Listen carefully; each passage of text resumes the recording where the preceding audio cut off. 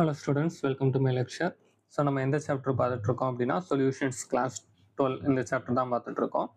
இன்னைக்குள்ள டாபிக் என்னது அப்படின்னா சால்யூபிலிட்டியை பற்றி பார்ப்போம். முக்கியமாக ஹென்ரிஸ் லாவை டீட்டெயிலாக பார்ப்போம். ஒருவேளை நீங்கள் இப்போ தான் நம்ம சேனலை ஃபஸ்ட் டைம் பார்க்குறீங்க அப்படின்னா நம்ம பிளேலிஸ்ட்டை போய் செக் பண்ணுங்கள். ஸோ நம்ம class 12 line by line NCERT வந்து அப்லோட் பண்ணுறோம். ஓகே, ஸோ இப்போது ஸ்டார்ட் பண்ணலாம். இப்போ ஃபஸ்ட்டு பாயிண்ட்டை பார்த்தீங்கன்னாலே ஒரு வேர்டு கொடுத்துருப்பாங்க. Every solid does not dissolve in a given liquid. இது வந்து நம்ம எல்லாருக்குமே தெரியும். இப்போ உதாரணத்துக்கு நான் வந்து ஒரு வாட்டர் எடுத்துக்கிறேன் அப்படின்னா வாட்டரில் வந்து சீனியை போடுறேன் அப்படின்னா சீனி வந்து என்ன ஆயிரும் அப்படின்னா கரைஞ்சிரும். அதே இது கொஞ்சோண்டு மண் தூக்கி போடுறேன் அப்படின்னா மண் என்ன ஆகாது அப்படின்னா கரையாது. ஓகேவா? ஏன்னா மண் வந்து ஒரு சிலிக்கா காம்பவுண்டு. அப்போது ஒரு சாலிட் எடுத்துக்கிட்டோம்னா எல்லா சாலிடும் லிக்யூட்ல கரையணும் அப்படிங்கிறது என்ன கிடையாது அப்படின்னா அவசியம் கிடையாது. சில சாலிட் சில லிக்யூட்ல கரையும், மித்ததுல வந்து கரையாது. அது என்னன்னு பார்ப்போம். While sodium chloride and sugar dissolve readily in water, naphthalene and anthracene do not. இப்போ இங்க ஒரு வேர்டு பாருங்க. இப்போ சோடியம் குளோரைடு எடுத்துக்கிட்டோம் அப்படின்னா சோடியம் குளோரைடு வந்து ஒரு polar solvent NaCl plus minus அப்படின்னு சார்ஜ் செப்பரேஷன் இருக்கும். சுகர் எடுத்துக்கிட்டீங்க அப்படின்னா டிசால்வ் ரெடிலி இன் வாட்டர். சுகர்லையும் பார்த்தீங்க அப்படின்னா ஆக்சிஜன் மாலிகுல் இருக்கும், சாரி ஆக்சிஜன் ஆட்டம் இருக்கும். இது என்ன பண்ணும் அப்படின்னா வாட்டர் கூட ஹைட்ரஜன் பாண்டிங்லாம் ஃபார்ம் பண்ணும். ஸோ இதெல்லாம் நடக்கிறதுனால என்ன ஆகுது அப்படின்னா இதெல்லாம் வாட்டரில் வந்து டிசால்வ் ஆகுது. ஏன்னா வாட்டர் வந்து ஒரு போலார் சப்ஸ்டன்ஸ். அப்போ NaClயும் போலார், அதே மாதிரி சுகரும் போலார் நேச்சரை காட்டுது. அதனால என்ன ஆகுது அப்படின்னா வாட்டரில் வந்து டிசால்வ் ஆகுது. ஆனால் நாப்தலினும் ஆந்த்ராசினையும் பார்த்தீங்க அப்படின்னா இதில் வந்து பென்சின் ட்ரிங்க்ஸ் தான் இருக்கும். ஓகேவா? ஃபியூஸ்டு பென்சின் ட்ரிங்க்ஸ் இருக்கும். இதுல வந்து எந்த விதமான ஹைட்ரஜன் பாண்டிங்கும் இருக்காது. இன்னொன்று இதெல்லாம் நான் போலார் சால்வெண்ட். அப்போ நான் போலார் சப்ஸ்டன்ஸ். அப்போ நான் போலார் சப்ஸ்டன்ஸ் எதுல கரையாது அப்படின்னா போலார் சால்வெண்ட்ல கரையாது. இதை தான் ஃபர்ஸ்ட் பாயிண்ட்ல கொடுத்துருக்காங்க. On the other hand naphthalene and anthracene dissolve readily in benzene but sodium chloride and sugar do not. அப்படியே ரிவர்ஸ்ல கொடுத்துருக்காங்க. ரீசன் என்ன அப்படின்னா இப்போ இங்க என்ன சால்வெண்ட் எடுத்திருக்கோம் அப்படின்னா பென்சீனை சால்வெண்டா எடுத்திருக்கோம். பென்சீன் என்னது அப்படின்னா ஒரு நான் போலார் சால்வெண்ட். அப்போ நான் போலார்ல எது கரையும் அப்படின்னா நான் போலார் காம்பவுண்டான நாப்தலீனும் ஆந்த்ரசீனும் கரையும். ஆனால் எது கரையாது? போலார் காம்பவுண்டான சோடியம் குளோரைடும் சுகரும் கரையாது. அப்படியே ரிவர்ஸ்ல கொடுத்துருக்காங்க. It is observed that polar solute dissolve in polar solvent and நான் போலார் சொல்யூட் இஸ் நான் போலார் சால்வெண்ட். இந்த இதை கூட நீங்க அண்டர்லைன் பண்ணிக்கலாம். இது வந்து எல்லாருக்குமே தெரியும். இது ஒரு ஜென்ரல் சயின்ஸ் டேர்ம் தான். ஓகேவா? அதாவது போலார் சால்வெண்ட் வந்து போலார் சொல்யூட்டை கரைக்கும், நான் போலார் சால்வெண்ட் வந்து நான் போலார் சொல்யூட்டை கரைக்கும்.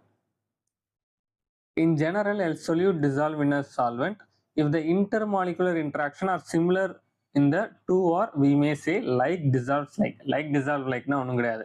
இப்போ நீங்க நான் போலார் எடுத்தீங்க அப்படின்னா அதை ஒரு நான் போலார்ல கரைக்கணும். போலார் எடுத்தோம் அப்படின்னா அதை இன்னொரு போலார்ல தான் கரைக்க முடியும். அதான் இங்க சிம்பிளா என்ன கொடுத்துருக்காங்க அப்படின்னா லைக் dissolves like அப்படின்னு கொடுத்துருக்காங்க. When a solid solute is added to the solvent, some solute dissolves and its concentration increases in solution. This process is known as dissolution. So first dissolution na enna paapom.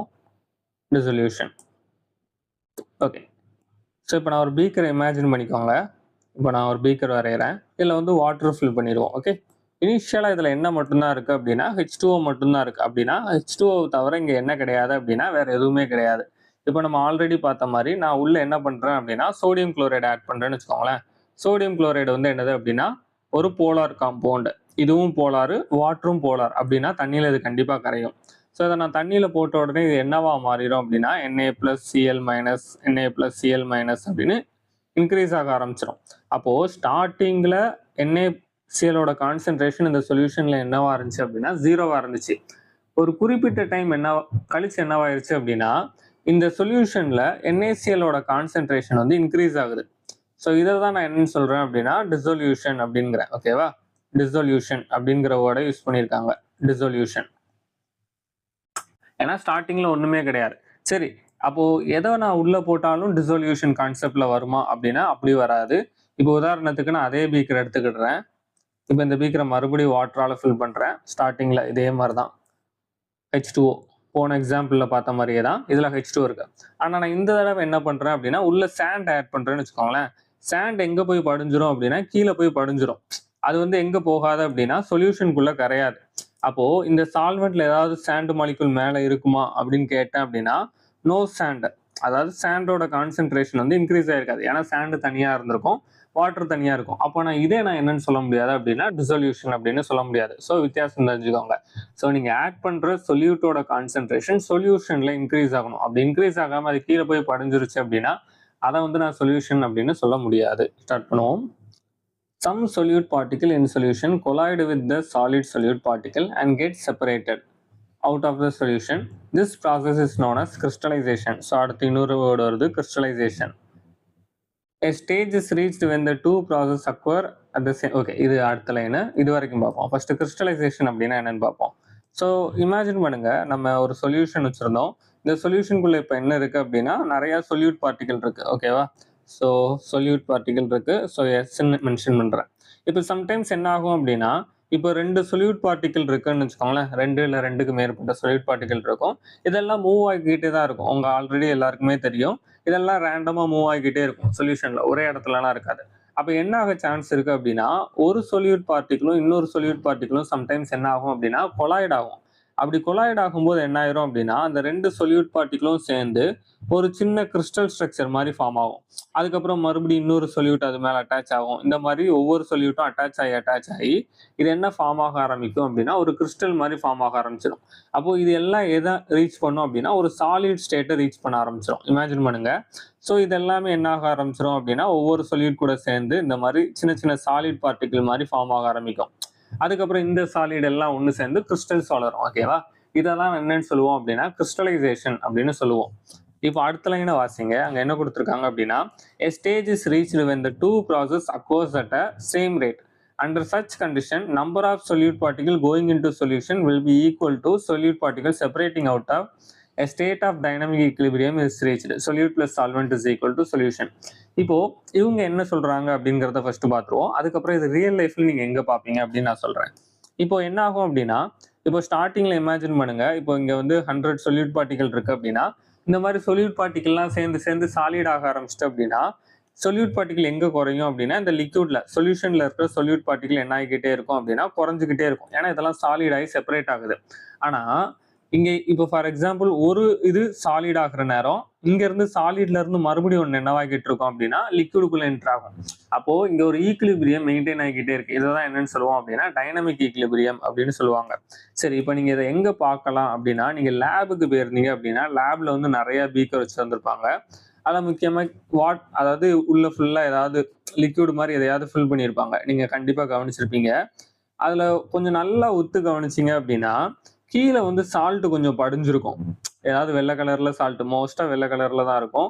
ஏன்னா school லேப்ல use பண்றது எல்லாமே மோஸ்டா அந்த கலர்ல தான் இருக்கும், colourless சால்ட்டா தான் இருக்கும். இந்த மாதிரி கீழே சால்ட் படிஞ்சிருக்கிறத நீங்க பாப்பீங்க. இது வந்து என்னன்னு சொல்லுவோம் அப்படின்னா சேச்சுரேட்டட் சொல்யூஷன் அப்படின்னு சொல்லுவோம். இப்போ இங்க கீழே இருக்கிறதெல்லாம் என்ன ஸ்டேட்ல இருக்கும் அப்படின்னா சாலிட் ஸ்டேட்ல இருக்கும். இப்போ நான் இதை வந்து இப்போ என்ன சால்ட் எடுக்கலாம், இப்போ மெக்னீசியம் குளோரைட்னு எடுத்துக்கோங்க. ஓகேவா? இதெல்லாம் இப்போ மெக்னீசியம் குளோரைட் எடுத்திருக்கேன் அப்படின்னா இங்க ஃபுல்லா மெக்னீசியம் குளோரைட் இருக்கும். அதே மாதிரி சொல்யூஷன்லயும் என்ன கரைஞ்சிருக்கும் அப்படின்னா Mg2+Cl- அப்படின்னு மெக்னீசியம் குளோரைட் தான் கரைஞ்சிருக்கும். அப்போ இப்போ இங்க வந்து ஒரு Mg2+ இருக்குன்னு வச்சுக்கோங்களேன். ஒரு Mg2+, இன்னொன்று 2 Cl- இருக்கு. ஆனா இதெல்லாம் என்ன ஸ்டேட்ல இருக்கு அப்படின்னா அக்வோ ஸ்டேட்ல இருக்கு. ஏன்னா சொல்யூஷன்ல கரைஞ்சிருக்கு. ஆனா கீழே இருக்கிற MgCl என்னவா இருக்கு? சாலிட் ஸ்டேட்ல இருக்கு. ஓகேவா? இப்போ என்ன ஆகும் அப்படின்னா இந்த MgCl, அதாவது இந்த Mgயும் 2 Cl-ம் சேர்ந்து என்ன ஸ்டேட்டா மாறும் அப்படின்னா சாலிடா மாறும். அப்போ இது சாலிடா மாதிரி எதுக்குள்ள என்டர் ஆகுது அப்படின்னா சாலிட் லேயருக்குள்ள என்டர் ஆகும். அப்போ ஒரு MgCl உள்ள என்டர் ஆகிற அதே நேரம் இந்த MgCl2 என்ன பண்ணும் அப்படின்னா லிக்யூடுக்குள்ள என்டர் ஆகும். அப்போ இது மறுபடியும் லிக்யூடுக்குள்ள என்டர் ஆகும். அப்போ இங்க எது சேஞ்ச் ஆகாது அப்படின்னா உங்களுக்கு அந்த நம்பர் வந்து சேஞ்ச் ஆகாது. ஏன்னா ஒரு இது இங்க வரும்போது இன்னொன்று இங்க இருந்து அங்கே போயிருது. அதாவது ஒரு ஈக்குலிபிரியம் மெயின்டைன் ஆகிக்கிட்டே இருக்கும். ஓகேவா? ஸோ இது வந்து லேப்ல நீங்க பார்க்கலாம். அப்போ நம்ம நினைக்கிற மாதிரி லேப்ல கீழே படிஞ்சிருக்கிற சால்ட் வந்து ஸ்டாட்டிக்கா ஃபுல்லா பெர்மனண்டா அங்கேயே இருக்காது. நம்ம கண்ணுக்கு வேணா அது தெரியாம இருக்கலாம். ஆனா அங்க என்ன நடந்துகிட்டு இருக்கு அப்படின்னா எக்ஸ்சேஞ்ச் வந்து கண்டினியூஸா நடந்துகிட்டே இருக்கு. அதாவது சாலிட்ல உள்ளது லிக்யூடுக்குள்ள என்டர் ஆகிட்டு இருக்கு, லிக்யூட்ல உள்ளது சாலிட்குள்ள என்டர் ஆகிக்கிட்டே இருக்கும். இதை தான் என்னன்னு சொல்லுவோம் அப்படின்னா டைனமிக் ஈக்குலிபிரியம் அப்படின்னு மென்ஷன் பண்ணுவோம். Okay, at this state the concentration of solute in solution will remain constant under the given condition, that is temperature and pressure. இதுதான் நான் சொன்னேன். அதாவது இந்த ப்ராசஸ் வந்து நடந்துகிட்டே இருக்கிறனால உங்களுக்கு சொல்யூஷன்ல உள்ள அந்த சொல்யூட்டோட கான்சென்ட்ரேஷன் ரொம்ப ஒன்றும் மாறாது. அது ஒரு கான்ஸ்டன்ட்டை மெயின்டைன் பண்ணிக்கிட்டே இருக்கும். ஆனால் அது ஒரு முக்கியமான விஷயம் நோட் பண்ணணும். அது ஒவ்வொரு பர்ட்டிகுலர் ப்ரெஷருக்கும் டெம்பரேச்சருக்கும் ஏற்ற மாதிரி அட்ஜஸ்ட் ஆகும். ஓகேவா? இப்போ நான் சடனாக வந்து டெம்பரேச்சரை இன்க்ரீஸ் பண்ணிட்டேன் அப்படின்னா அந்த சொல்யூஷன்ல உள்ள சொல்யூட் மாறுறதுக்கான சான்ஸ் இருக்கு. Similar process is followed when gases are dissolved in liquid solvent. இதுக்கு பெஸ்ட் எக்ஸாம்பிள் என்னன்னா நம்ம கூல் ட்ரிங்க்ஸ். இப்போ நீங்க திறந்த உடனே அப்படியே கேஸ் வெளியில போறதை கவனிப்பீங்க. ஏன்னா ப்ரெஷரை கொடுத்து தான் அதில் வந்து எதை கரைச்சிருப்பாங்க அப்படின்னா கேஸை வந்து கரைச்சி வச்சிருப்பாங்க. Such a solution in which no more solute can be dissolved at a same temperature and pressure is called a saturated solution. இப்போ நான் இந்த வேர்டை கூட யூஸ் பண்ணேன், saturated solution அப்படின்னா என்ன அப்படின்னு பார்ப்போம். இப்போ சேச்சுரேட்டட் சொல்யூஷனை ப்ரிப்பேர் பண்ணுறது ஒன்றும் கஷ்டம்லாம் கிடையாது. இப்போ நீங்கள் வீட்டில் போயிட்டு ஒரு டம்ளர் வாட்டர் எடுத்துக்கோங்க. ஐ மீன் கொஞ்சம் கம்மியாகவே எடுத்துக்கோங்க, ஏன்னா உங்களுக்கே தெரியும் அடுத்து நான் சொல்ல போகிறது. இப்போ இதில் என்ன பண்ணுங்க அப்படின்னா ஒரு ஸ்பூன் சீனி போட்டுட்டு நல்லா கலக்குங்க. இப்போ ஒரு ஸ்பூன் சுகர் போட்டுட்டு நீங்கள் நல்லா கலக்குறீங்கன்னு வச்சுக்கோங்களேன், அது வந்து கரைஞ்சிரும். அதுக்கப்புறம் மறுபடியும் ஒரு ஸ்பூன் போடுங்க, அதுவும் கொஞ்சம் கரையும், ஆனால் கொஞ்சம் மெதுவாக கரையும். இந்த மாதிரி நான் சுகர் ஆட் பண்ணிக்கிட்டே இருக்கும்போது ஒரு பர்டிகுலர் ஸ்பூன் போடும்போது என்ன ஆக ஆரம்பிச்சிடும் அப்படின்னா சுகர் கரையாமல் என்ன பண்ணும் அப்படின்னா கீழே போய் படிஞ்சிரும். இந்த மாதிரி கீழே போய் படிய ஆரம்பிச்சிடும். அதுக்கு மேலே நீங்கள் வந்து சுகர் போட்டீங்க அப்படின்னா கரையாது. இது உங்களுக்கே தெரியும். அப்போது இது என்ன ரீச் பண்ணிட்டு அப்படின்னா இப்போ இந்த சொல்யூஷன் வந்து நீங்கள் ஒரு டம்ளர் எடுத்தீங்க தெரியுமா? இப்போ இந்த ஒரு டம்ளரால் 5 ஸ்பூன் சுகரை தான் இதால் கரைக்க முடியும் அப்படின்னா நீங்கள் 5 ஸ்பூனை தாண்டி 5.1 போட்டால் கூட இது என்ன ஆகாது அப்படின்னா இந்த 0.1 எக்ஸ்ட்ரா கிராம் வந்து கரையாது. அப்போ இந்த சொல்யூஷன் வந்து தன்னால் எவ்வளோ கரைக்க முடியுமோ அந்த ஸ்டேட்டை ரீச் பண்ணிட்டு அதுக்கு மேலே நீங்கள் போட்டால் அது கரையாது. இந்த இதுதான் என்னன்னு சொல்லுவோம் அப்படின்னா சேச்சுரேட்டட் அப்படின்போம். இதை சேச்சுரேட்டடுங்கிற வேர்டை கூட நம்ம ரியல் லைஃப்ல சில பேர் யூஸ் பண்ணி கூட கவனிச்சிருப்பீங்க. அதாவது இப்போ ஃபார் எக்ஸாம்பிள் நான் இந்த வேர்டை இப்போ யூஸ் பண்ணுவேன் அப்படின்னா கேமிங்க்கு யூஸ் பண்ணுவேன். ஒரு கேம் வந்து ரொம்ப விளையாண்டுட்டு அதுக்கப்புறம் அந்த கேம் ஓப்பன் பண்ணவே நமக்கு தோணாது. அது எப்படி சொல்ல, ஒரு மாதிரி வெறுப்பாக ஆரம்பிச்சு. அப்போ என்ன வேர்டு யூஸ் பண்ணுவாங்க அப்படின்னா விளையாண்டு சேச்சுரேட் ஆயிட்டு அப்படின்பாங்க. அப்படின்னா என்ன அர்த்தம் அப்படின்னா ஐ எம் கம்ப்ளீட்லி சாட்டிஸ்ஃபைடு, ஓவர்வெல்மிங்காக போயிட்டு இருக்குன்னு அர்த்தம் ஆல்மோஸ்ட். ஓகேவா? ஸோ அதுதான் இந்த அர்த்தம், வேற ஒன்றும் கிடையாது. நீங்கள் வேணா வீட்டில் வேணா ட்ரை பண்ணி பாருங்க. ஒரு டம்ளர் எடுத்துக்கோங்க. ஏன் கம்மியாக எடுக்க சொன்னேன் அப்படின்னா நீங்கள் தண்ணி நிறைய எடுத்தீங்க அப்படின்னா நிறைய சுகர் கரையும். அப்புறம் அவங்க வீட்டில் நீங்கள் தான் அடி வாங்க வேண்டியிருக்கும். அடுத்த பாயிண்ட் பார்ப்போம். An unsaturated solution is one in which more solute can be dissolved at the same temperature. The solution which is dynamic equilibrium with undissolved solute is the saturated solution and contains the maximum amount of solute dissolved in given amount of solvent. Thus the concentration of solute in such a solution is solubility. என்னடா சரி, first நம்ம அன்சாச்சுரேட்டடை பார்ப்போம். இப்போ அன்சாச்சுரேட்டடை சிம்பிளாக சொல்லணும் அப்படின்னா சேச்சுரேட்டடோட opposite அப்படின்னு கூட சொல்லலாம். நான் எப்போ சொன்னேன், இப்போ ஃபார் எக்ஸாம்பிள் 1 டம்ளரில் வந்து 5 ஸ்பூன் கரைக்கலாம் அப்படின்னா இப்போ நான் 4 ஸ்பூன் தான் போட்டிருக்கேன் அப்படின்னு வச்சுக்கோங்களேன். எக்ஸ்ட்ரா 1 கிராம் போட்டாலும் என்ன ஆகும் அப்படின்னா கரையும். ஏன் என்ன அப்படின்னா என் சொல்யூஷன் கரைக்கக்கூடிய அளவுக்கு நான் இன்னும் அதில் எதுவும் கரைக்கலை, இன்னும் கொஞ்சம் மிச்சம் இருக்குது அப்படிங்கிற சொல்யூஷனை தான் நான் என்னன்னு சொல்லுவேன் அப்படின்னா அன்சாச்சுரேட்டட் சொல்யூஷன் அப்படின்னு சொல்லுவேன். இங்கே கீழே இன்னொரு வேர்டு கொடுத்துருக்காங்க, அதை வாசிச்சு பார்ப்போம். கொடுத்துருக்காங்க இந்த பேரால என்ன கொடுத்துருக்காங்கன்னா ஒன்றும் கிடையாது, சேச்சுரேட்டட் சொல்யூஷனை தான் எக்ஸ்பிளைன் பண்ணியிருக்காங்க. அதாவது இப்போ எக்ஸாம்பிள் சேச்சுரேட்டட் சொல்யூஷன்ல நான் ஆல்ரெடி சொன்ன மாதிரி நீங்கள் எக்ஸ்ட்ரா போட்ட சொல்யூட் எல்லாமே கீழே போய் படிஞ்சிடும். இப்போ இந்த கீழே உள்ள சொல்யூட்டும் மேலே உள்ள சொல்யூஷனும் என்னதுல இருக்கும் அப்படின்னா ஒரு டைனமிக் ஈக்லிபிரியம்ல இருக்க தான் செய்யும். அதாவது நீங்கள் போட்ட சுகர் சாலிடா கீழே படிஞ்சது எப்பவுமே சாலிடா இருக்காது. ஏன் அப்படின்னா லிக்யூட்ல இருக்கிற ஒரு சுகர் வந்து சாலிடுக்குள்ள என்டர் ஆகும், சாலிட்ல இருக்கிறது ஒன்று லிக்யூடுக்குள்ள என்டர் ஆகும். அப்போ இது ஒரு டைனமிக் ஈக்லிபிரியமை மெயின்டைன் பண்ணிக்கிட்டே இருக்கும். இந்த ப்ராசஸை தான் நம்ம என்னன்னு சொல்றோம் அப்படின்னா சால்யூபிலிட்டி அப்படின்னு சொல்றோம் அப்படின்னு மென்ஷன் பண்ணியிருக்காங்க. வேற ஒன்றும் இல்லை. Earlier we have observed that solubility of one substrate into another depends on the nature of the substance. In addition to this variable, two other parameters, that is temperature and pressure, also control this phenomena. So அதெல்லாம் underline பண்ணிக்கோங்க. So ஒரு substance வந்து கரையணும் அப்படின்னா அது எதெல்லாம் depend பண்ணியிருக்கும் அப்படின்னா nature of the substance, அதாவது என்ன சால்வெண்ட் எடுக்கிறீங்க, என்ன சொல்யூட் எடுக்கிறீங்க அதை பொறுத்து இருக்கும். அதை தாண்டி வேற எதெல்லாம் டிபெண்ட் பண்ணியிருக்கோம்னா டெம்பரேச்சர் டிபெண்ட் பண்ணியிருக்கோம், இன்னொன்று வந்து ப்ரெஷரையும் டிபெண்ட் பண்ணியிருக்கோம். இந்த 3 பாயிண்ட்டையும் நோட் பண்ணிக்கோங்க. ஸோ இந்த டாபிக் எல்லாமே நான் ஸ்டார் போடுறேன். ரீசன் என்ன அப்படின்னா இது எக்ஸாமுக்கு வரதோ இல்லையோ இந்த கான்செப்ட் எவ்வளோக்குள்ள நீங்கள் வந்து கிளியராக அண்டர்ஸ்டாண்ட் பண்ணுறீங்களோ அவ்வளோக்குள்ள உங்களுக்கு சயின்ஸ் வந்து போக போக ஈஸியாக இருக்கும். நீங்கள் இந்த மாதிரி கான்செப்ட்லேயே அறகுறையாக படிச்சுட்டு போனீங்க அப்படின்னா நாளை பின்ன ஏதாவது ஒரு ஹையர் லெவல் கான்செப்டை படிக்கும்போது தகடதான ஆடிரும், ஏன்னா பேஸ்மெண்ட் வீக்காக இருக்குன்னு அர்த்தம். சரி, இப்போ இதில் உள்ள ஒரு தப்பான ஒரு அசம்ஷனை நம்ம பார்ப்போம். ஜென்ரலாகவே நம்ம யூஸ் பண்ணுற நம்ம ரியல் லைஃப்பில் யூஸ் பண்ணுற நிறைய காம்பவுண்ட், அதாவது நம்ம வீட்டில் கிச்சனில் யூஸ் பண்ணுறது இதெல்லாம் பார்த்தீங்க அப்படின்னா டெம்பரேச்சர் இன்க்ரீஸ் பண்ணும்போது நல்லா வேகமாக கரையும். இதை ஏன் நம்ம வந்து இந்த மாதிரி நம்ம பிரெயினில் வந்து பதிஞ்சிருக்கோம் அப்படின்னா, காஃபி, டீ இந்த மாதிரி இதெல்லாம் பார்த்தீங்க அப்படின்னா சுகரை யூஸ் பண்ணுவோம். அப்போது நான் நல்லா கொதிக்கிற தண்ணியிலையோ இல்லை கொதிக்கிற பால்லையோ சீனியை போட்டேன் அப்படின்னா அது வேகமாக கரைஞ்சிரும். அப்போ நம்ம என்ன நினைப்போம் அப்படின்னா, அப்போ ஒரு இது நல்ல சூடா இருக்கும்போது நான் சாலிடா உள்ள போட்டா வேகமா கரைஞ்சிரும் அப்படின்னு நமக்கு வந்து ஒரு அசம்ஷன் இருக்கும். ஆனா ரியாலிட்டி அப்படி கிடையாது. ஃபார் எக்ஸாம்பிள் இப்போ ஒரு சால்வெண்ட் ஏ, அதாவது சொல்யூட் ஏ, சொல்யூட் பின்னு இருக்குன்னு வச்சுக்கோங்களேன். இதுக்கு டைப் இருக்கும். எண்டோதெர்மிக் சொல்யூட், எக்ஸோதெர்மிக் சொல்யூட் அப்படின்னு 2 வகை இருக்கு. அப்போ எண்டோதெர்மிக் சொல்யூட் வேற மாதிரி டெம்பரேச்சர்ல பிஹேவ் பண்ணும், எக்ஸோதெர்மிக் வந்து வேற மாதிரி பிஹேவ் பண்ணும். ஒரு சொல்யூட் டெம்பரேச்சர் இன்க்ரீஸ் பண்ணா வேகமா கரையும், இன்னொன்னு டெம்பரேச்சர் இன்க்ரீஸ் பண்ணா மெதுவா கரையும். ஓகேவா? ஸோ இந்த மாதிரி 2 வகை இருக்கு. ஸோ அதை தான் இந்த இதில் பார்க்க போகிறோம். ஸோ கொஞ்சம் நல்லா கவனிங்க. Solubility of a solute in liquid is significantly affected by temperature. Consider the equation represented by equation. Okay, ஒரு இதை பார்ப்போம். This being dynamic equilibrium must follow Le-Chatelier principle. Le-Chatelier principleனா ஒன்றும் கிடையாது. Le-Chatelier பிரின்சிபிளோட பேசிக் இது என்னது அப்படின்னா, இப்போ நான் ஒரு ரியாக்ஷனை வந்து டிஸ்டர்ப் பண்ணுறேன், ஒரு ஈக்லிபிரியம் வந்து டிஸ்டர்ப் பண்ணுறேன் அப்படின்னா அந்த ஈக்லிபிரியம் வந்து ஷிஃப்ட் ஆகும். ஒன்று ரியாக்டன் சைடுக்கோ இல்லை ப்ராடக்ட் சைடுக்கோ ஷிஃப்ட் ஆகும். எப்படி ஷிஃப்ட் ஆகும் அப்படின்னா, நீங்கள் கொடுத்த டிஸ்டர்பன்ஸை முடிஞ்ச அளவு மினிமைஸ் பண்ணுற மாதிரி குறையும். இப்போ ஃபார் எக்ஸாம்பிள் நான் வந்து ரொம்ப ப்ரெஷர் கொடுக்குறேன், இல்லை வந்து ப்ராடக்ட் சைடு வந்து எக்ஸ்ட்ராவாக நான் நிறைய ஆட் பண்ணுறேன் அப்படின்னா, இப்போ ப்ராடக்ட் வந்து நிறைய இன்க்ரீஸ் ஆயிரும் சொல்யூஷனில். அப்போ உடனே என்ன பண்ணும் அப்படின்னா, ரியாக்ஷன் எங்கே ஷிஃப்ட் ஆகும் அப்படின்னா ரியாக்டன் சைடு ஷிஃப்ட் ஆகும். எதுக்கு அப்படின்னா உங்களோட ப்ராடக்டோட கான்சென்ட்ரேஷனை குறைக்கிறதுக்காக வேண்டி. ஓகேவா? இன் general, if in a nearly saturated solution, nearly saturated அப்படின்னா இன்னும் கம்ப்ளீட்டாக சேச்சுரேட்டட் ஆகும்போது நீங்கள் ஆல்மோஸ்ட் அந்த லிமிட்டை ரீச் பண்ண போறீங்க. ஒரு லிக்விட் வந்து எவ்வளோ கரைக்க முடியுமோ அந்த லிமிட் பக்கத்துல வந்துட்டீங்க அப்படிங்கிறது தான் nearly saturated solution. The dissolution process is endothermic. இப்போ இங்க பாத்தீங்களா 2 இது கொடுத்துருக்காங்க, அதாவது 2 வகையான சொல்யூட் நான் எடுக்க போறேன். மொதல் இதை பார்த்தீங்க அப்படின்னா எண்டோதெர்மிக்னு கொடுத்துருக்காங்க. எண்டோதெர்மிக்கோட வேல்யூ வந்து டெல்டா ஹெச் கிரேட்டர் தென் 0. இன்னொன்று வந்து என்ன கொடுத்துருப்பாங்க அப்படின்னா எக்ஸோதெர்மிக், டெல்டா ஹெச் வந்து லெஸ் தென் 0. சரி, இது ரெண்டையுமே பார்ப்போம். இப்போ இங்க என்ன கொடுத்துருக்காங்கன்னு பாருங்க. Endothermic, the solubility should increase with rice in temperature.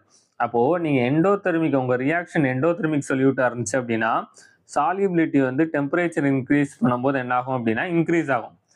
அதே இது உங்க இது எக்ஸோதெர்மிக்கா இருந்துச்சு அப்படின்னா solubility should decrease with increase in temperature. ஓகேவா? ஸோ 2 இது கொடுத்துருக்காங்க. அப்ப ஏன் இது நடக்கு அப்படிங்கிறத போல ஒரு பீக்கர் வரைய வேண்டியதான். ஐயோ சரி, 2 பீக்கர் வரைவோம். ஏன்னா நமக்கு 2 வகையான சொல்யூட் தேவைப்படுது. ஸோ நான் 2 வகையான பீக்கர் வரைகிறேன். ஓகே, எனக்கு நான் இந்த கான்செப்டை முடிஞ்ச அளவு மனப்பாடம் பண்ண மாட்டேன். ஐ மீன் எக்ஸாம்ல எக்ஸ்ட்ரா ஒரு 10 செகண்ட் எடுக்கும், அவ்வளோதான். ஓகே, நீங்க மெமரைஸ் பண்ணணும் அப்படின்னா மெமரைஸ் பண்ணிக்கோங்க, அது உங்க இஷ்டம். இப்போ நான் 2 இதை எடுத்துக்கிட்டேன். இப்போ நான் வந்து 2 வகையான சொல்யூட் எடுக்க போறேன். ஸோ எண்டோதெர்மிக் சொல்யூட்டுக்கு வந்து நான் ஏ பாண்ட் பின்னு எடுக்கிறேன், இல்லை ஏ பாண்ட் ஏன்னு எடுத்துக்கிட்டேன்னு வச்சுக்கோங்களேன். இது வந்து எண்டோதெர்மிக். எண்டோ, எக்ஸோ அப்படின்னாலே ஹீட்டு, அதனால வந்து இதுக்கு வந்து ரெட் கலர் எடுக்கிறேன். ஸோ இதை வந்து பி பாண்ட் பியை நான் என்னென்னு எடுக்கிறேன் அப்படின்னா எக்ஸோ அப்படின்னு எடுத்துக்கிட்டேன். ஃபர்ஸ்ட் எண்டோனா என்ன, எக்ஸோனா என்ன அப்படிங்கிறத தெரிஞ்சுக்கோங்க. ஒரு சொல்யூட் வந்து சொல்யூஷன்ல கரையுது அப்படின்னா அதோட பாண்ட் என்ன ஆகுது அப்படின்னா most of the time break ஆகுறதுக்கான சான்ஸ் இருக்கு. ஓகேவா? இல்லைன்னா இந்த சொல்யூட் வந்து இந்த சால்வெண்ட் கூட இன்ட்ராக்ட் ஆகும்போது ஒரு எனர்ஜியை ரிலீஸோ அப்சார்போ பண்ணும். இதான் நடக்கும். ஓகேவா?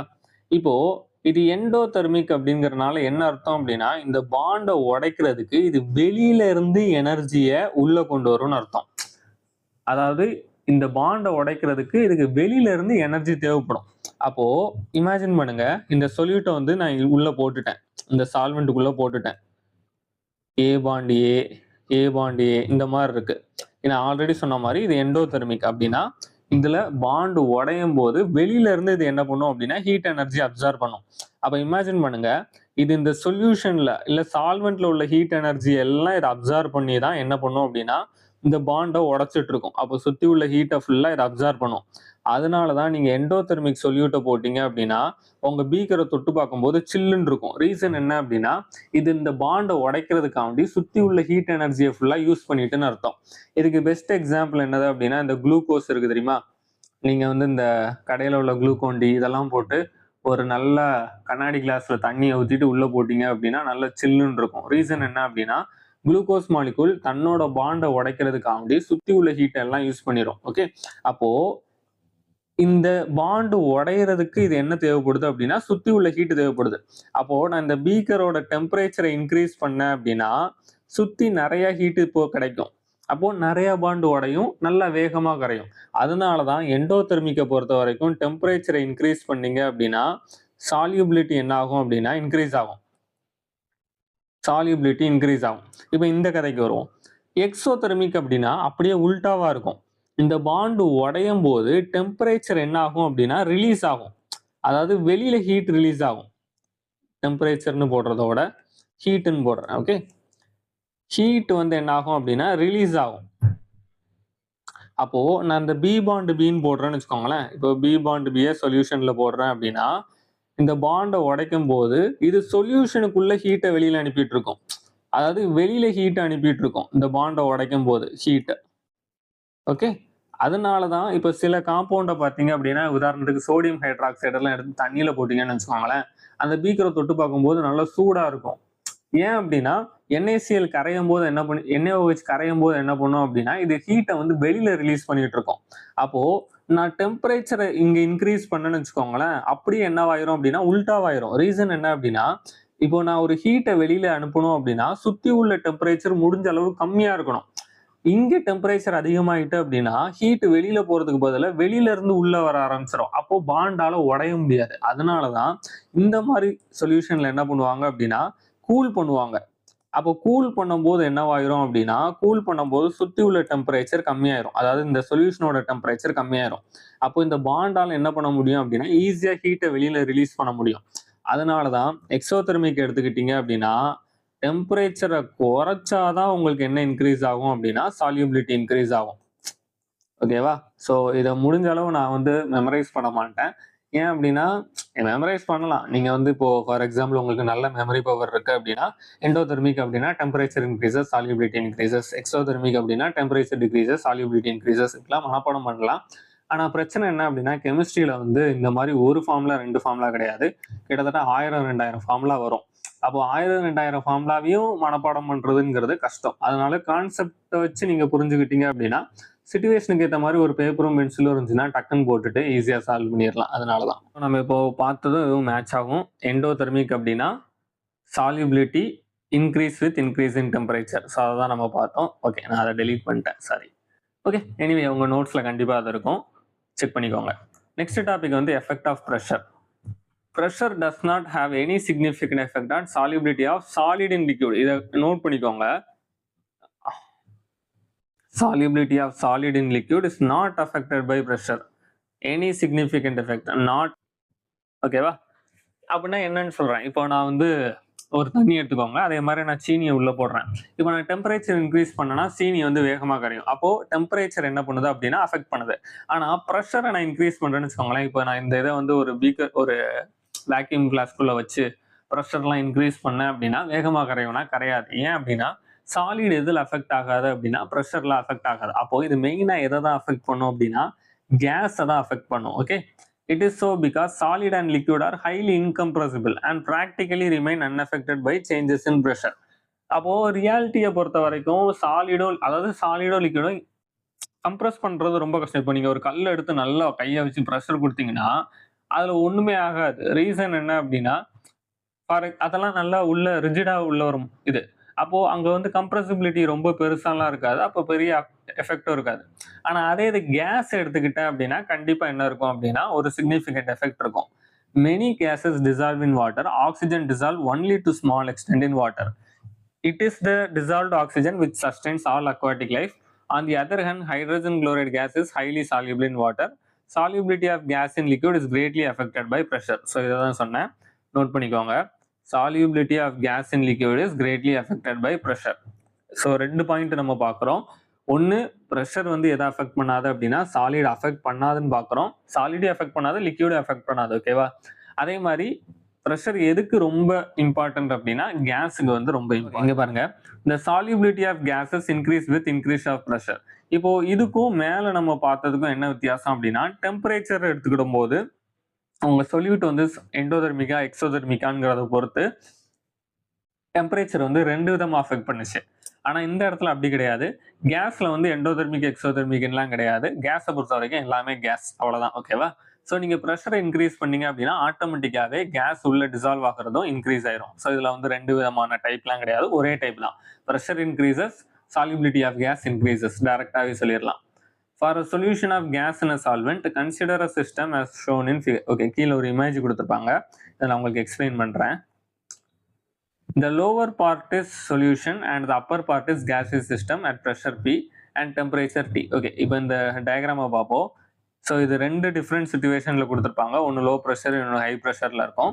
ஸோ இவங்க என்ன சொல்றாங்க அப்படின்னா கீழே உள்ளதை வந்து லிக்யூட் ஃபேஸ் மாதிரி இமேஜின் பண்ணிக்கோங்க. இதை நான் சொல்ற மாதிரி இமேஜின் பண்ணுங்க, கொஞ்சம் ஈஸியா இருக்கும். இப்போ கீழே உள்ளதை வந்து நம்ம நார்மல் வாட்டரா வச்சுக்கோங்க. ஓகே, அதாவது வாட்டரா வச்சுக்கோங்க. இந்த மேல உள்ள ப்ளூ கலர் ஃபேஸை என்னவா வச்சுக்கோங்க அப்படின்னா ஆக்சிஜனா வச்சுக்கோங்க, O2வா வச்சுக்கோங்க. ஏன்னா ரியல் லைஃப் எக்ஸாம்பிள்ங்கும் போது ஈஸியா இருக்கும் புரிஞ்சுக்க. ஓகே, இது எல்லாமே என்னவா இருக்கு அப்படின்னா ஒரு பர்டிகுலர் ப்ரெஷர், டெம்பரேச்சர் எல்லாமே கொடுத்துருக்காங்க. Assume the system to be in state of dynamic equilibrium. Dynamic ஈக்லிபிரியம்னா நான் இப்பதான் உங்களுக்கு சொல்லி கொடுத்தேன். அதாவது மேல இருக்கிறது, அதாவது ஒரு இதுவும் இன்னொரு இதுவும் எக்ஸ்சேஞ்ச் ஆகிக்கிட்டே இருக்கும் ஈக்குவல் ரேட்ல. That is, under these conditions, rate of gaseous particle entering and leaving the solution phase is the same. Now increase the pressure over the solution phase by compressing the gas to a smaller volume. This will increase the number of gaseous particle per unit volume over the solution and also the rate at which gaseous particle are striking the surface of solution to enter it. The solubility of a gas will increase until a new equilibrium is reached, resulting in the increase in pressure of the gas above the solution and the solubility increases. Okay, இது என்ன கதை அப்படின்னு explain பண்றேன். இப்போ இங்க வந்து உங்களுக்கு உங்க எல்லாருக்குமே தெரியும், ரெண்டு டயக்ராம் கொடுத்துருக்காங்க. ஸோ இது ரெண்டுமே ஒரே டயக்ராம் தான். ஓகேவா? வேற வேற சிச்சுவேஷன்ல இருக்கு. ஸ்டார்டிங்ல இதுதான் இருக்கும். இந்த வெயிட் அப்படிங்கிறத வந்து ப்ரெஷரை இண்டிகேட் பண்ணுது. ஓகேவா? இது ஒரு பிஸ்டன் மாதிரி இமேஜின் பண்ணிக்கோங்க. இப்போ நான் ஆல்ரெடி சொன்ன மாதிரி இது வாட்டர், இது வந்து என்னது அப்படின்னா ஆக்சிஜன். சாரி, இது ஆக்சிஜன் சொல்றத விட இது சாரி, ஒரு சின்ன கரெக்ஷன். இந்த கிரே கலர்ல இருக்கிறது வந்து லிக்விட் ஃபேஸ். ஓகேவா?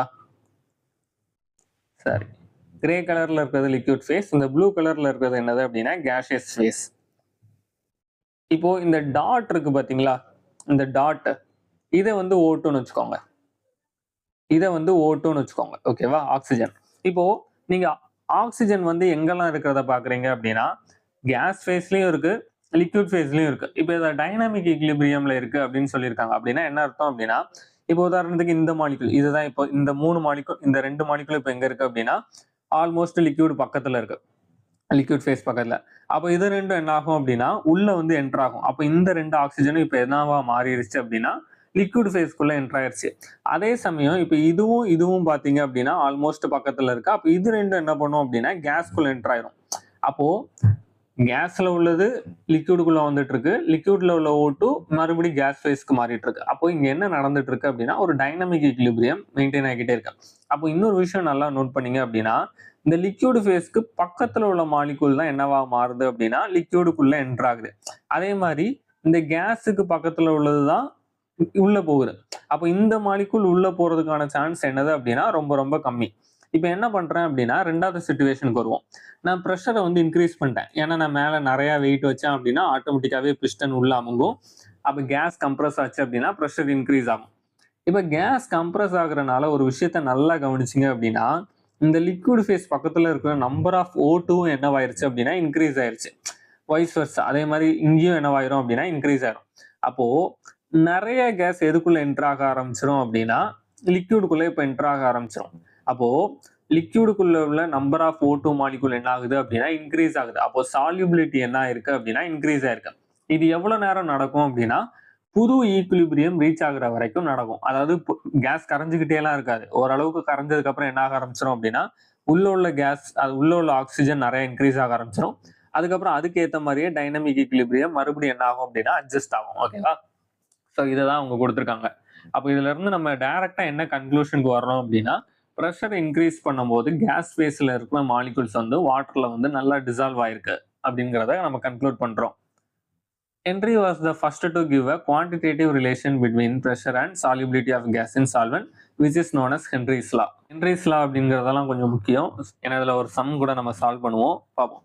The Henry law states that at constant temperature, the solubility of gas in liquid is directly proportional to the partial pressure of the gas present above the surface of the liquid or solution. இவர் என்ன சொல்றாரு அப்படின்னா, உள்ள வந்து ஒரு case எவ்வளவுக்குள்ள கரையுது அப்படிங்கிறது எதை பொறுத்து இருக்கு அப்படின்னா, மேல இருக்கிற பார்ஷியல் ப்ரெஷரை பொறுத்து இருக்கு. இப்போ இந்த 2 எக்ஸாம்பிள் எடுத்துக்கிடுவோம். ஸோ இது இது இந்த கேஸ் எல்லாத்துக்குமே ஒரு ப்ரெஷர் இருக்கும். பார்ஷியல் ப்ரெஷர் அப்படின்னா ஒன்றும் கிடையாது.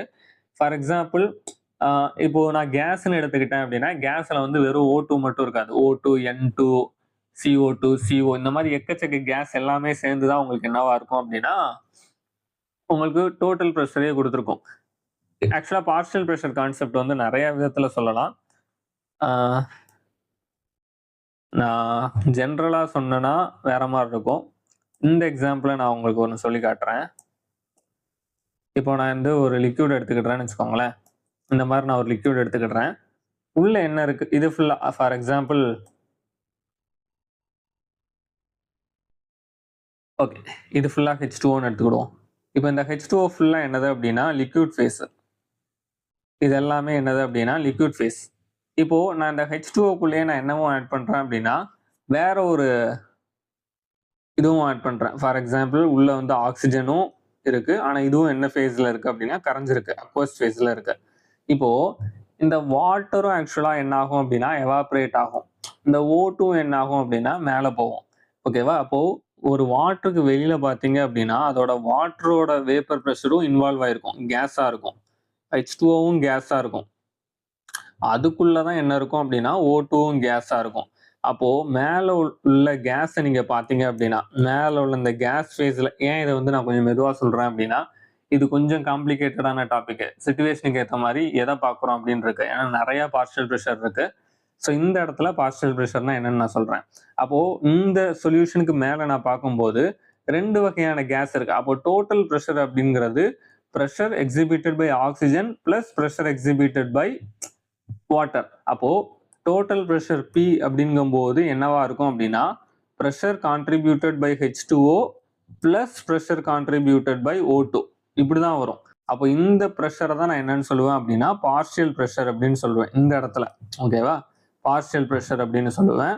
இதை வந்து டோட்டல் ப்ரெஷர் ஆல்ரெடி சொன்ன மாதிரி. அப்போ இந்த இடத்துல ஆக்சிஜன் எவ்வளவுக்குள்ள இன்க்ரீஸ் ஆகுதோ, இப்போ உதாரணத்துக்கு இங்க வந்து நிறைய ஆக்சிஜன் இருக்குன்னு வச்சுக்கோங்களேன். நிறைய ஆக்சிஜன் இருக்கு, இல்லைன்னா நான் வேற ஏதாவது சிலிண்டரை கொண்டு வந்து ஆக்சிஜனை இந்த இடத்துல ஃபில் பண்ணி விட்டுட்டேன்னு வச்சுக்கோங்களேன். இப்போ மேலே எது இன்க்ரீஸ் ஆயிருச்சு அப்படின்னா ஆக்சிஜனோட கான்சென்ட்ரேஷன் நிறைய இன்க்ரீஸ் ஆயிருச்சு. அப்போ ஆக்சிஜன் எது கூட நல்ல கான்டாக்ட்ல வரும் அப்படின்னா இந்த லிக்விட் கூட நல்ல கான்டாக்ட்ல வரும். அப்போ ஆக்சிஜன் உள்ள கரைகிறதுக்கான சான்ஸ் என்னவா இருக்கு அப்படின்னா அதிகமா இருக்கு. அப்போ சால்யூபிலிட்டி என்ன ஆகும் அப்படின்னா இன்க்ரீஸ் ஆகும். ஓகேவா? இப்போ வாட்டரோட கான்சென்ட்ரேஷனை நான் இன்க்ரீஸ் பண்ணிட்டேன் அப்படின்னா வாட்டர் தான் நிறைய உள்ள போகும், ஆக்சிஜனால உள்ள போக முடியாது. ஸோ இதை தான் அவங்க சொல்றாங்க. அப்போ ஹென்றி என்ன கண்டுபிடிப்பார் அப்படின்னா, இப்போ இங்க நல்லா கவனிங்களேன், இங்க வந்து ஆக்சிஜன் வந்து கொஞ்சம் தள்ளி தள்ளி எல்லாமே இருக்கு. அப்போ இங்க பார்ஷியல் ப்ரெஷர் எல்லாமே பாத்தீங்க அப்படின்னா கம்மியா தான் இருந்திருக்கும். ஆனா இந்த இடத்துல பாருங்க, ஒரு சின்ன வால்யூம்ல நிறைய அமௌண்ட் ஆஃப் கேஸ் இருக்கு. அப்போ இங்க வந்து பார்ஷியல் ப்ரெஷர் ஆஃப் ஆக்சிஜன் என்னவா இருக்கு அப்படின்னா அதிகமா இருக்கு. அப்போ சால்யூபிலிட்டியும் ஆட்டோமேட்டிக்காவே என்னவாகும் அப்படின்னா அதிகமாகும். இதை தான் ஹென்றி வந்து சொல்லுவாரு. ஹென்றி மட்டும் சொல்ல மாட்டாரு, ஆக்சுவலா இன்னொரு சயின்டிஸ்டும் சொல்லுவாரு. ஸோ அவர் இதையும் பார்த்துருவோம். Dalton contemporary of Henry also concluded independently. நல்லா கவனிச்சுக்கோங்க, இவங்க 2 பேரும் ஒன்னா கண்டுபிடிக்கல. இவர் தனியா கண்டுபிடிக்காரு, அவர் தனியா கண்டுபிடிக்காரு. ஆனா 2 பேரும் ஒரே கன்க்ளூஷனுக்கு தான் வர்றாங்க. Independently that the solubility of gas in liquid solution is a function of partial pressure of the gas. So இவர் அதே தான் சொல்ல வர்றாரு.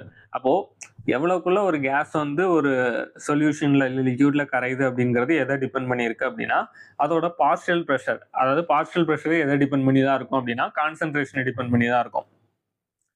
If we use the mole fraction of a gas in a solution as measurement of its solubility, then it can be said that mole fraction of a gas, நான் already சொன்னா mole fraction அப்படிங்கிறது நம்ம ஒரு particular solution எடுத்துக்கிட்டீங்க அப்படின்னா எவ்வளவு mole அதுல இருக்கு அப்படிங்கிறது தான் பகுதி. ஓகேவா? எவ்வளவு பகுதி இந்த பர்டிகுலர் மாலிகூல் கான்ட்ரிபியூட் பண்ணிருக்கு அப்படிங்கிறது தான் mole fraction. mole fraction of gas in a solution is proportional to the partial pressure of gas over the solution.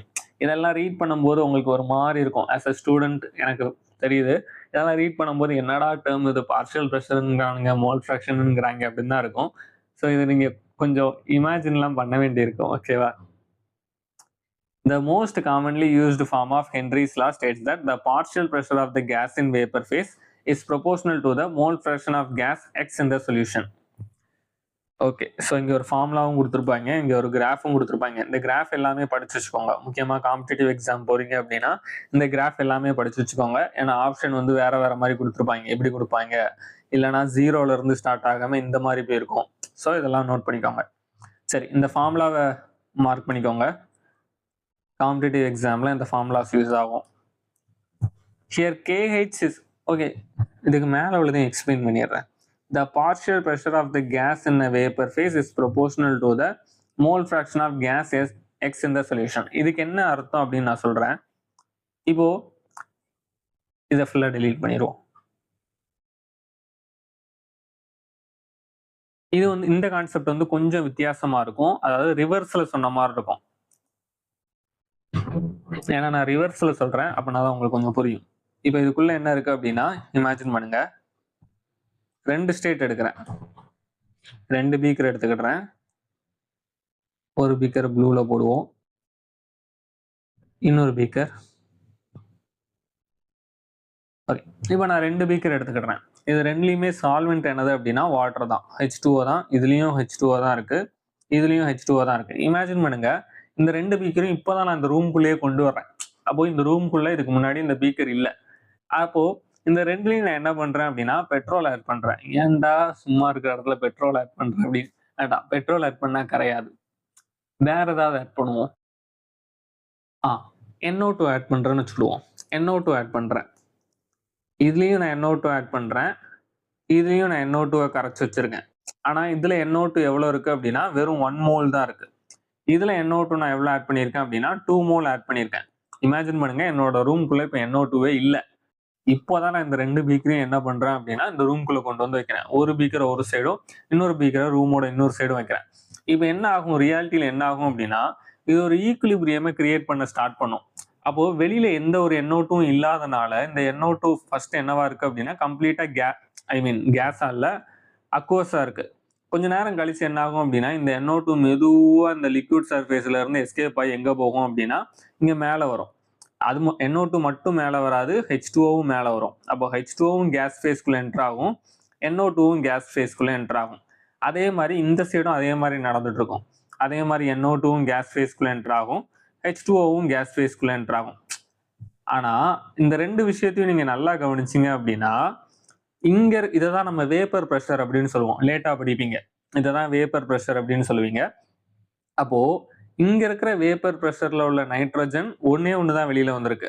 ஏன்னா ஒரு மோல்னா ஒண்ணு வெளியில வரும், அப்படி கிடையாது. நான் வந்து ஜஸ்ட் ஒரு எக்ஸாம்பிளுக்கு சொல்றேன். ஆனா இந்த கேஸ்ல பாத்தீங்க அப்படின்னா இங்க வந்து NO2 கம்பேர் பண்ணும்போது இங்க வந்து NO2 என்னவா இருக்கு அப்படின்னா அதிகமா இருக்கு. ஓகேவா? அப்போ இந்த சொல்யூஷன்ல இந்த NO2 எவ்வளவு மோல் ஃபிராக்ஷனை கான்ட்ரிபியூட் பண்ணுதோ அதுக்கு ஈக்குவலா என்ன கிரியேட் ஆகிட்டு இருக்கு அப்படின்னா வேப்பர் ப்ரெஷர் X கிரியேட் ஆகிட்டு இருக்கு. ஓகேவா? அதே மாதிரிதான் இந்த இடத்துலயும். இப்போ நீங்க பாருங்க, இங்க வந்து மோல் ஃபிராக்ஷன் வந்து கம்பேரிட்டிவ்லி அதிகமா இருக்கு. அதே மாதிரி நம்பர் ஆஃப் மோல்ஸ் வெளியில வர்றதும் என்னவா இருக்கு அப்படின்னா அதுக்கேற்ற மாதிரி அதிகமா இருக்கு. இந்த கான்செப்ட் தான் நம்ம என்னன்னு சொல்லுவோம் அப்படின்னா ஹென்ரிஸ்லாம் கிடையாது, இது ரிவர்ஸா சொல்லியிருக்கேன். நான் வந்து அப்படியே உல்டாவா சொல்றேன். இப்போ இந்த கான்செப்ட் அப்படியே இப்படி யோசிச்சு பாருங்களேன். வெளியில எவ்வளவுக்குள்ள இருக்கோ அவ்வளவுக்குள்ள இது மறுபடியும் உள்ள கரையிறதுக்கான சான்ஸும் அதிகம். ஓகேவா? அப்போ 2 கான்செப்டுமே ஆல்மோஸ்ட் ஒண்ணுதான், ஆனா வேற வேற பெர்ஸ்பெக்டிவ்ல பார்த்த மாதிரி இருக்கும். ஓகே, ஸோ இதான் இங்க கொடுத்துருப்பாங்க. The partial pressure of the gas in vapour phase. அப்போ இப்போ இங்க ஒரு NO2க்கு ஒரு பார்ஷியல் ப்ரெஷர் இருக்கு, இங்க இருக்கிற NO2க்கு ஒரு பார்ஷியல் ப்ரெஷர் இருக்கு. இப்போ 2 இடத்துல எந்த இடத்துல பார்ஷியல் ப்ரெஷர் அதிகமா இருக்கும் அப்படின்னா இங்கதான் NO2க்கு பார்ஷியல் ப்ரெஷர் அதிகமா இருந்திருக்கும். Is proportional to the mole fraction of gas in the solution. Is proportional to the mole fraction of gas in the solution. இங்க வந்து மோல் ஃபிராக்ஷன் வந்து கம்மியா இருந்துச்சு, இங்க வந்து மோல் ஃபிராக்ஷன் வந்து அதிகமா இருந்துச்சு. அப்போ மோல் ஃபிராக்ஷன் இந்த இடத்துல அதிகமா இருந்தனால ஆட்டோமேட்டிக்காவே வேப்பர் ஃபேஸ்லயும் இது என்னவா இருக்கு அப்படின்னா அதிகமா இருக்கு. ஸோ இதை தான் இந்த லைன் மென்ஷன் பண்ணுது. ஓகேவா? Here KH is a Henry's law constant. If we draw a graph between partial pressure of gas versus mole fraction of gas in a solution, then we should get a plot. Okay, so இதெல்லாம் நமக்கு ரொம்ப முக்கியம் இல்லை. இங்கே கீழே ஒரு point இருக்கும், அதுதான் முக்கியம். Different gases have different KH value at the same temperature அப்படின்னா ஒரு விஷயம் நோட் பண்ணிக்கோங்க. இப்போ நான் ஆக்சிஜன் எடுத்துக்கிட்டேன்னா ஒரு பர்டிகுலர் டெம்பரேச்சருக்கு அது எப்பவுமே ஒரு ஃபிக்ஸ்டு வேல்யூ தான் இருக்கும். டெம்பரேச்சரை மாற்றினேன் அப்படின்னா மறுபடியும் அந்த வேல்யூ மாறும். ஓகேவா? அப்போ நீங்கள் ஆக்சிஜனை எங்கே எடுத்தாலும் அந்த ஒரு பர்டிகுலர் டெம்பரேச்சருக்கு அதோட கேஹெச் வேல்யூ என்னது அப்படின்னா கான்ஸ்டன்டாக தான் இருக்கும். This suggest that KH is a function of nature of gas. அப்போது இதை நோட் பண்ணிக்கோங்க. KH எதை டிபெண்ட் பண்ணி இருக்கு அப்படின்னா நீங்க என்ன கேஸ் எடுக்கிறீங்களோ அதுக்கு டிபெண்ட் பண்ணி இருக்கும். Okay, it is obvious from equation. Okay, கீழே அதுக்கு முன்னாடி கீழே ஒரு இது கொடுத்துருப்பாங்க. இந்த டேப்லர் காலமை நல்லா பாருங்க. இல்லை ஒரு விஷயம் நீங்க நோட் பண்ணலாம். இப்போ நான் இங்க N2 பாருங்க. N2 வந்து 2 டிஃப்ரெண்ட் டெம்பரேச்சர்ல எடுக்கிறேன். முதல் N2 வந்து 293 கெல்வின்ல இருக்கு. இதோட KH வேல்யூ என்ன அப்படின்னா 76 இருக்கு. அதே மாதிரி N2 பார்த்தீங்க அப்படின்னா டெம்பரேச்சர் இன்க்ரீஸ் பண்ணியிருக்கேன். 293ல இருந்து என்னவா மாத்திருக்கேன் அப்படின்னா 303 மாத்திருக்கேன். இதோட கேஹெச் வேல்யூவும் என்ன ஆகுது அப்படின்னா இன்க்ரீஸ் ஆகுது. அதே மாதிரி O2வையும் பாருங்க, டெம்பரேச்சர் இன்க்ரீஸ் பண்ணும்போது கேஹெச் வேல்யூ இன்க்ரீஸ் ஆகுது. இதை மைண்ட்ல ஞாபகம் வச்சுக்கோங்க. இதை நான் எக்ஸ்பிளைன் பண்றேன். அப்போ ஆக்சிஜனும் சரி நைட்ரஜனும் சரி டெம்பரேச்சர் இன்க்ரீஸ் பண்ணும்போது என்ன வேல்யூ இன்க்ரீஸ் ஆகுது அப்படின்னா கேஹெச் வேல்யூ இன்க்ரீஸ் ஆகுது. It's seen from the table that KH value for both N2 and O2 increases with increase in temperature, indicating that solubility of gas increases with decrease of temperature. இது ஏன் அப்படின்னு நான் mention பண்றேன். இப்போ இந்த கிராஃபை பாருங்க. இங்க ஒரு வேல்யூ கொடுத்துருக்காங்களா, இந்த ஃபார்முலாவுக்கு மறுபடியும் வருவோம். அதாவது KH வேல்யூ இன்க்ரீஸ் ஆகுதுன்னு வச்சுக்கோங்க. அதாவது இந்த கொஞ்சம் நல்லா கவனிங்க. இந்த KH எதை டிபெண்ட் பண்ணியிருக்கு அப்படின்னா கேஸோட நேச்சரை டிபெண்ட் பண்ணியிருக்கு. இப்போ இந்த எக்ஸ் அப்படிங்கிறது எதை மென்ஷன் பண்ணுது அப்படின்னா proportional to the mole fraction of gas. அதாவது எக்ஸ் அப்படிங்கிறது mole fraction of gas in solution. இங்க P அப்படிங்கிறத பாருங்க, partial pressure of gas in vapour phase. அப்போ இங்க இருக்கிற KH இன்க்ரீஸ் ஆக இங்க P என்ன ஆகிட்டே இருக்கும் அப்படின்னா இன்க்ரீஸ் ஆகும். ஏன்னா directly related, KH directly related to partial pressure. அப்படின்னா என்ன அர்த்தம் அப்படின்னா KH வேல்யூ இன்க்ரீஸ் ஆச்சு அப்படின்னா உங்களோட அந்த பர்டிகுலர் காம்பவுண்ட் எல்லாம் எங்க போய்கிட்டு இருக்கு அப்படின்னா கேஸ் ஃபேஸ்க்கு போயிட்டு இருக்குன்னு அர்த்தம். அப்ப நான் இதை இன்னொரு வேர்ட்ல என்ன சொல்லலாம் அப்படின்னா solubility of gas in liquid என்ன ஆகுது அப்படின்னா டிக்ரீஸ் ஆகுது அப்படின்னு அர்த்தம். அப்போ இந்த மாதிரி காம்பவுண்ட் ஆக்சிஜன் நைட்ரஜன் இந்த மாதிரி காம்பவுண்ட் எல்லாம் நீங்க டெம்பரேச்சர் இன்க்ரீஸ் பண்ணீங்க அப்படின்னா அது கரையாது. அதுக்கு பதில் என்ன ஆயிரும் அப்படின்னா சொல்யூஷன்ல இருந்து எஸ்கேப் ஆகி எந்த ஃபேஸ்க்குள்ள என்டர் ஆயிரும் அப்படின்னா கேஸ் ஃபேஸ்க்குள்ள என்டர் ஆயிரும். இதனாலதான் ஆக்சுவலா நீங்க நல்லா கவனிச்சிங்க அப்படின்னா ஃபிஷ் டேங்க் எல்லாம் மெயின்டைன் பண்ணும்போது அதோட டெம்பரேச்சரை ரொம்ப கேர்ஃபுல்லா மெயின்டைன் பண்ணணும். நீங்க டெம்பரேச்சரை கூட்டிட்டீங்க இல்லை வெயில் காலத்துல வந்து நல்லா வெயில் படுற மாதிரி வச்சிட்டீங்க அப்படின்னா வாட்டரோட ஹீட் இன்க்ரீஸ் ஆயிடுச்சு அப்படின்னா அங்க இருக்கிற ஆக்சிஜன் எல்லாமே வெளியில போக ஆரம்பிச்சிடும். அப்போ மீனுக்கு என்ன இருக்காது அப்படின்னா ஆக்சிஜன் பத்தாது, செத்து போயிடும். ஓகே, இது வந்து ரியல் லைஃப்ல மீன் வளர்த்துருந்தீங்கன்னா கண்டிப்பா உங்களுக்கு தெரிஞ்சிருக்கும் டெம்பரேச்சரை மெயின்டைன் பண்ணலன்னா என்ன ஆகும் அப்படின்னு. அதுலயும் முக்கியமா சில மீன்லாம் சொல்லவே வேண்டாம், லைட்டா மாறினாலே அவ்வளவுதான். ஓகே, ஸோ கீழே பார்த்தீங்க அப்படின்னா அதோட ரியல் லைஃப் எக்ஸாம்பிள்ஸ் எல்லாமே போட்டிருப்பாங்க. இதை ரீட் பண்ணிக்கோங்க. ஓகேவா? ஏன்னா இதில் ரொம்ப பெரிய இதெல்லாம் கிடையாது. நீங்கள் இதை நெட்டில் அடித்தாலே இதோட எக்ஸ்பிளனேஷன்ஸ் எல்லாமே வந்துடும். இப்போ நம்ம ஒரு சம், இந்த சம்மை பாருங்க. இந்த சம்மை வந்து நீங்கள் ரீட் பண்ணுங்க, உங்களால் சால்வ் பண்ண முடியுதா அப்படிங்கிறத ஃபர்ஸ்ட் பாருங்க. ஓகே, சரி. இப்போ இந்த கொஸ்டின்ல என்ன கொடுத்துருக்காங்கன்னு பார்ப்போம். Henry's law constant for CO2 in water is. So என்ன வேல்யூ கொடுத்துருக்காங்க அப்படின்னா KH வேல்யூ கொடுத்துட்டாங்க CO2க்கு at 25 degrees Celsius. Calculate the quantity of CO2 in 1 liter soda water when packed under 5 bar at same temperature. So என்ன கொடுத்துருக்காங்க அப்படின்னா pressure term கொடுத்துட்டாங்க, KH value கொடுத்துருக்காங்க. என்ன கேட்டிருக்காங்க அப்படின்னா குவான்டிட்டி கேட்டிருக்காங்க. ஸோ இதுக்கு வந்து டைரக்ட் ஃபார்முலா ஃபஸ்ட்டு கிடையாது, நோட் பண்ணிக்கோங்க. இதுக்கு என்ன ஃபார்முலா யூஸ் பண்ணணும் அப்படின்னா நம்ம இப்போ தான் படித்தோம். அதாவது partial pressure is equal to KH X. So இந்த இடத்துல எக்ஸ் கவனிச்சுக்கோங்க. இங்க ப்ரெஷர் எதை மென்ஷன் பண்ணுது அப்படின்னா இந்த ப்ரெஷரை மென்ஷன் பண்ணுது. ஓகே, KH வேல்யூ எதை மென்ஷன் பண்ணுது அப்படின்னா இதை மென்ஷன் பண்ணுது. நிறைய பேர் பண்ற தப்பு என்ன அப்படின்னா இந்த எக்ஸும் இந்த குவான்டிட்டியும் சேம் அப்படின்னு நினைப்பீங்க. கிடையாது. இந்த எக்ஸ் எதை தான் பத்தி பேசும் அப்படின்னா மோல் ஃப்ராக்ஷனை பத்தி தான் பேசும்.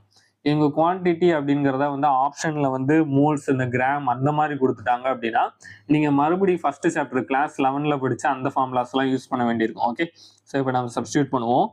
So 5 is equal to 1.67 into 10 to the power 3 Kelvin.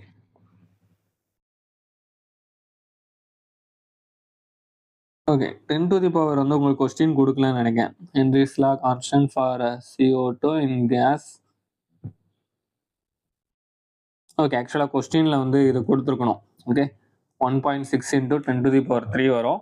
நான் வந்து சொல்யூஷனை யூஸ் பண்ணி எழுதிட்டு இருக்கேன். ஓகே, இதை கால்குலேட் பண்ணுங்க இன்டூ எக்ஸ். ஸோ நீங்கள் எக்ஸை கால்குலேட் பண்ணீங்க அப்படின்னா உங்களுக்கு என்ன வேல்யூ வரும் அப்படின்னா 3 into 10 to the power -3 இந்த வேல்யூ வரும். Okay, 3 into 10 to the power -3 இப்படிங்கிற வேல்யூ வரும்.